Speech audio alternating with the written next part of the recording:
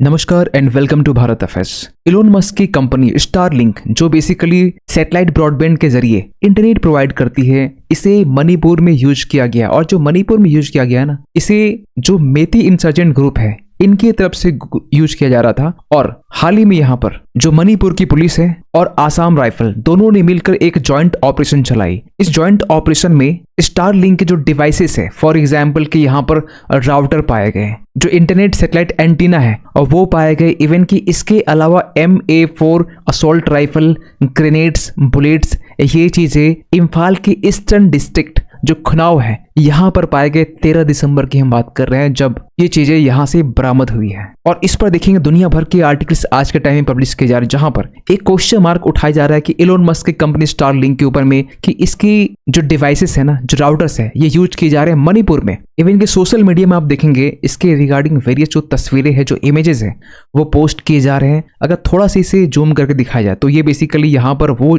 चीजें हैं जो बेसिकली बरामद किए गए। थोड़ा सा जूम और करें तो यहाँ पर देखेंगे ये जो डिवाइस है ना, स्टारलिंक बेसिकली होता ये है कि इंटरनेट प्रोवाइड करती है सैटेलाइट के जरिए। छोटा सा डिवाइस आपको नीचे लगाना पड़ता है और यहाँ पर जब आप इसे जूम करेंगे ना तो यहाँ पर लिखा हुआ RPF PLA और ऊपर में स्टारलिंक का एक सिंबल है। जो RPF PLA है बेसिकली ये रेवोल्यूशनरी पीपल्स फ्रंट है, जो एक पॉलिटिकल आर्म है पीपल्स लिबरेशन आर्मी का, जो one of the 8 Meitei secessionist जो ग्रुप है इनसे ये आते हैं। वैसे आपको बता दें कि ये जो रेवोल्यूशनरी पीपल्स फ्रंट है इसे यूनियन होम मिनिस्ट्री की तरफ से, भारत सरकार की तरफ से इसे बैन कर दिया गया है। लेकिन इन सबको लेकर ना इलोन मस्क की तरफ से भी एक ट्वीट जाती है, क्योंकि ये जब चीजें सोशल मीडिया में बार बार चीजें चलाई जा रही थी, पोस्ट की जा रही थी, रीपोस्ट की जा रहे थे, तो यहाँ पर इलोन मस्क जो स्टारलिंक के जो फाउंडर है या मेक के मालिक है, इनके तरफ से इस ट्वीट के नीचे एक ट्वीट किया गया। आप यहाँ देख पाएंगे इलोन मस्क का एक यहाँ पर ट्वीट है। यहाँ पर ये कहा गया, this is false, Starlink satellite beams are turned off over India. Elon Musk की तरफ से ये साफ साफ कहा गया कि इंडिया में स्टारलिंक की सर्विस तो है ही नहीं। वैसे तो स्टारलिंक लंबे टाइम से कोशिश कर रहा है कि इंडिया में किसी तरीके से एंट्री हो जाए और इंडिया में आज के टाइम में जो टेलीकॉम सेक्टर्स के जो दिग्गज हैं इनसे एक कंपटीशन हो सके। लेकिन फिलहाल अभी इंडिया में इलोन मस्क की एंट्री नहीं हुई है सैटेलाइट ब्रॉडबैंड के मामले में। तो ऐसी बात नहीं कि इंडिया में स्टारलिंक की जो कंपनी है वो एंटर नहीं हो सकती, उन्हें अलाउ नहीं किया जा सकता है। इसको लेकर ना जो यूनियन टेलीकॉम मिनिस्टर है ज्योतिरादित्य सिंधिया, इन्होंने यहाँ पर हाल ही में ये कहा था कि स्टारलिंक को लाइसेंस देना ये हमारे लिए खुशी की बात होगी, लेकिन जो बेसिकली सिक्योरिटी कंडीशंस है, इन कंडीशंस को स्पेस एक्स के जो मालिक है इलोन मस्क, अगर स्टारलिंक की कंपनी इंडिया में अगर एंटर करवाना चाहते हैं तो उसे पूरा करना होगा जो सिक्योरिटी कंडीशन है, जो स्टैंडर्ड जो सेट किए गए इंडिया की तरफ से। और ये पहली बार नहीं है कि यहाँ पर मणिपुर में इलीगल तरीके से, या हम ये कहें कि जो अपने पड़ोसी देश है या आस पड़ोस के जो देश है वहां से इलीगल तरीके से जो स्टारलिंक के जो सैटेलाइट है, जो राउटर्स है, वह मणिपुर आते हैं और यहाँ पर इसे इलीगल तरीके से यूज किया जा रहा है। चाहे मणिपुर में राइट्स की बात हो या मणिपुर में जो दो ग्रुप्स की बात करते हैं, मेती कुकीन, दोनों के बीच में टेंशन की बात हो। क्योंकि इसके रिगार्डिंग ना अभी ये क्वेश्चन मार्क उठ रहा है कि स्टारलिंक तो कहीं ना कहीं इसमें इन्वॉल्व नहीं है, इनका इन्वॉल्वमेंट तो नहीं है। जो आज के टाइम में पिछले साल से लेकर अब तक जो मणिपुर में होता आ रहा है, इसमें स्टारलिंक का बहुत बड़ा रोल है। क्योंकि जब भी लॉ एंड ऑर्डर की सिचुएशन जब भी आती है तो भारत सरकार का सबसे पहला कदम होता है इंटरनेट को बैन करना।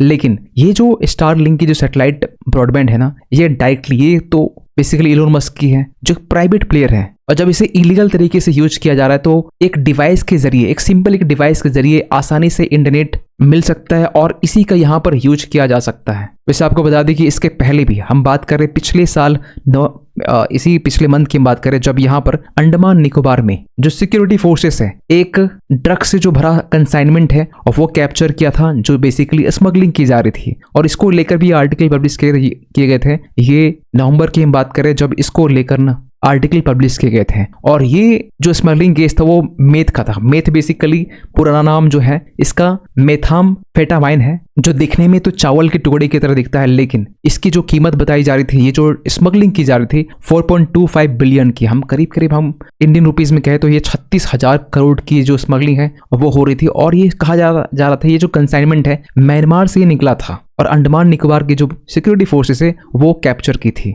खैर अगर हम बात करें लंबे टाइम से स्टारलिंक की कंपनी ये बेसिकली इलोन मस्क की कंपनी जो इंटरनेट प्रोवाइड करती है सैटेलाइट के जरिए। जो सैटेलाइट आज के टाइम में 7,000 से भी ज़्यादा सैटेलाइट जो है वो लो अर्थ ऑर्बिट में छोड़े गए हैं। लेकिन फिर एक सबसे बड़ा सवाल निकल के आता है, क्या मेती इंसर्जेंट की तरफ से मणिपुर में क्या इलोन मस्क का जो स्टारलिंक जो डिवाइस है, जो राउटर्स है, जो एंटीना है वो यूज किए गए हैं? क्योंकि यहाँ पर इलोन मस्क की तरफ से साफ साफ ये कहा गया कि ये फॉल्स है। इंडिया में हमारी कोई भी कंपनीज को अभी अलाउ नहीं किया गया है, स्टारलिंक की एंट्री नहीं हुई है। तो फिर यहाँ पर मणिपुर में कैसे यहाँ पर इलोन मस्क की जो कंपनी स्टारलिंक जो डिवाइसेस है वो यहाँ पर एंटर हुए? इसके पीछे ना कहा यह जा रहा है कि जो आज के टाइम में जो म्यांमार है ना, जिसके रिगार्डिंग कल हमने एक वीडियो बनाया था, जहां पर जुंता का शासन है, जहां आर्मी का रूल है 2021 से, यहाँ पर जो रखाइन स्टेट है वहां पर अरागन आर्मी एक्टिव है। इसी तरीके से हर एक प्रोविंस में अपनी अपनी जो एथनिक इंसर्जेंट ग्रुप है वो एक्टिव है। इनकी तरफ से ना बार बार ये बातें निकल के आती कि यहाँ पर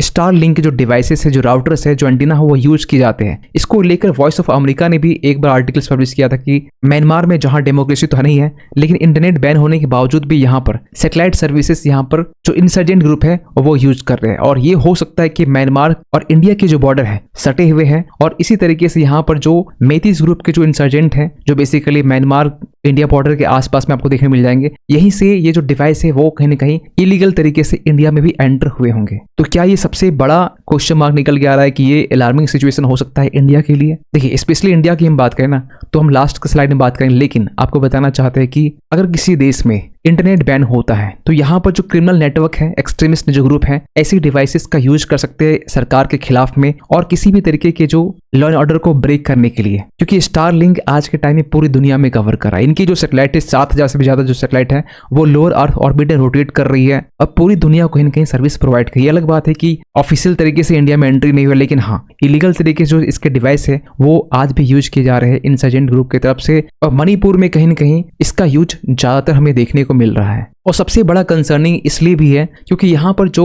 स्टारलिंक की जो कनेक्शन है, जो लिंक है, वो यूएस के मिलिट्री के साथ में देखा जा रहा है। क्योंकि यहाँ पर यूएस के जो मिलिट्री है इनके तरफ से ये भी कहा जा रहा है, रिपोर्ट्स ये कहती है कि यूएस के जो मिलिट्री है, जो डिफेंस है, इसके तरफ से जो एक बड़ा बजट स्टारलिंक को जाता है। और ये बातें कहा जा रहा है, एक रिसेंटली रिपोर्ट पब्लिश की गई थी, कूटनीति रिपोर्ट, जो बेसिकली कूटनीति फाउंडेशन की तरफ से रिपोर्ट जारी की गई थी। इसमें साफ साफ ये बातें लिखी गई थी कि किस तरीके से यूएस की जो मिलिट्री है वो स्टारलिंक से कनेक्टेड है। और यहाँ पर एक आर्टिकल इस तरीके से पब्लिश हुआ कि वुल्फ इन शिप्स क्लोथिंग। इवन कि यूएस की मीडिया आउटलेट्स में, रूटर्स में यहाँ पर ऐसी भी आर्टिकल पब्लिश हुए जहां पर ये बातें लिखी जा रही थी कि सोर्सेस ये बता रहे हैं कि जो मस्क का जो स्पेस एक्स है ये बिल्ड कर रहा है एक स्पाई सैटेलाइट नेटवर्क जो यूएस इंटेलिजेंस एजेंसी के लिए होगा। और इवन कि इसके अलावा ना जो इलोन मस्क की जो स्टारलिंक है वो मिलिट्री पर्पस के लिए एक्सपेंड कर रही है। और जब ये बातें ना पूरी दुनिया में जब चर्चा का विषय बना कि इलोन मस्क की कंपनी स्टारलिंक जो है इसे अब यूज किया जा रहा है मिलिट्री पर्पस के लिए, और ये डायरेक्ट इशारा था यूक्रेन की तरफ से।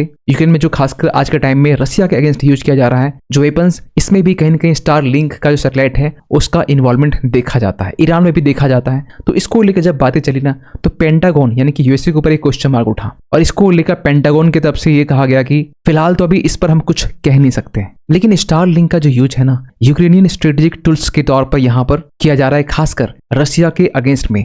और एक टाइम ना इलोन मस्क ने यहाँ पर यह भी कहा था कि स्टारलिंक का खुला सपोर्ट है यूक्रेन को। जो रशियन मिलिट्री जो फोर्सेस है जो यूक्रेन के अगेंस्ट काम कर रही है, इसके अगेंस्ट में ना ये जो स्टारलिंक है एक बैकबोन है ऑफ यूक्रेनियन मिलिट्री कम्युनिकेशंस के लिए जो रशिया के फोर्सेस से लड़ रही है। इवन कि रिसेंटली आपने ये भी सुना हो कि जो यूक्रेन की तरफ से ये दावा किया गया कि रशिया के एक बड़े ऑफिसर, एक मेजर जनरल का ऑफिसर, इनको यहाँ पर मार दिया गया है यूक्रेन की तरफ से। और ये भी कहीं कि मुमकिन हुआ है यहाँ पे स्टारलिंक के कारण। और इन सब चीजों को लेकर ना रशिया के प्रेसिडेंट व्लादिमीर पुतिन काफी ज्यादा कंसर्न है। और इन्होंने यहाँ पर रिसेंटली ये कहा कि इलोन मस्क के अगेंस्ट में, जो इलोन मस्क की जो कंपनी स्टारलिंक जो सैटेलाइट ब्रॉडबैंड सर्विसेज प्रोवाइड करती है, इसके अगेंस्ट में हमने बनाया है स्टारलिंक किलर। और ये जो स्टारलिंक किलर है, जो ये कहा जा रहा है एक नाइटमेयर हो सकता है यूक्रेन के लिए, क्योंकि जब इलोन मस्क की जो कंपनी है ना स्टारलिंक, इसके बारे में कहा जा रहा है कि ये जो रशिया का इसके अगेंस्ट में जो कलिंका मॉनिटरिंग सिस्टम बनाया गया है, जिसका नाम बेसिकली रखा गया स्टारलिंक किलर, इस सैटेलाइट ब्रॉडबैंड की जो इंटरनेट है इसे लोकेट कर सकती है, डिटेक्ट कर सकती है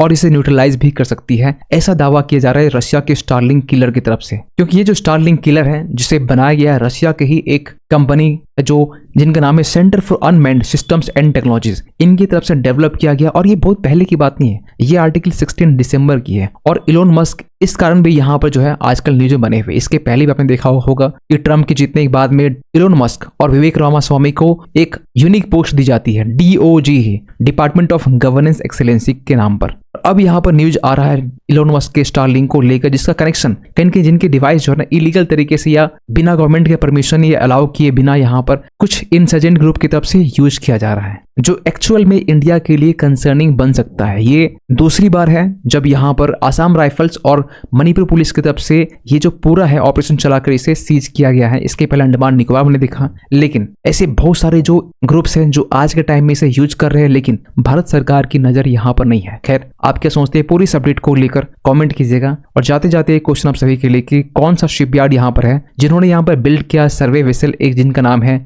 निर्देशक। आपके सामने ऑप्शन है Mazagon dock shipbuilders, garden reach shipbuilders and engineers limited, Cochin shipyard limited या फिर गोवा शिपयार्ड लिमिटेड। सही आंसर कीजिएगा कमेंट सेक्शन पे। मिलते किसी अगले वीडियो में, तब तक के लिए थैंक यू सो मच।